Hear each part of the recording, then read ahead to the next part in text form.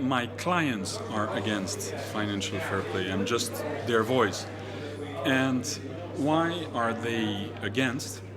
Well, because they feel it's wrong, and I think they're right. It's wrong because the name is nice, financial fair play. Everybody loves the name. But in fact, when you translate it into real EU competition law words, it means prohibition to invest. Prohibition for the owner of a club to go into his own pocket and put money into the club in order to grow it. And then, what does it mean? Well, it means that the big clubs, the very few top big clubs will be the very few big clubs forever. So, no blood in the system. No new clubs challenging the elite. That's financial fair play. I don't want to talk in particular about this club or that club. But the reality is that, for example, PSG owner has clearly said that the financial fair play, but in fact we should say the break-even requirement, which is just one article in the whole regulation, creates a huge handicap for PSG to try to join the elite.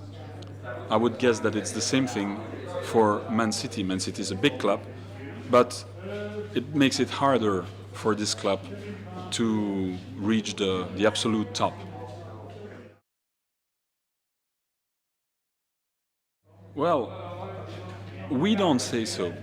All economists that have written on this subject found out that financial fair play amounts to establishing a sort of NBA, a sort of closed league, without saying so.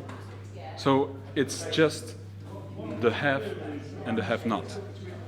And the benefit is for the clubs that, for historical reasons, have the biggest revenues.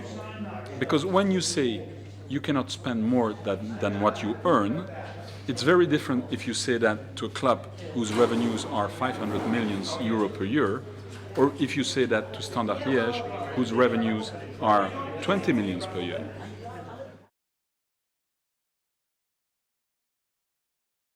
I think that the problem is that most clubs have not understood so far that it's not a good idea, that it looks like a good idea, but that it's not.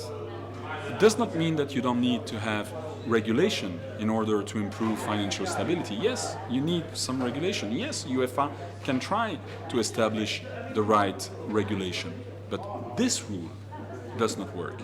So I think that more and more people, fans and clubs will realize that this is not the adequate rule, that this is not the proportionate rule, that the objective is nice, but that this is not the right answer in order to attain this objective.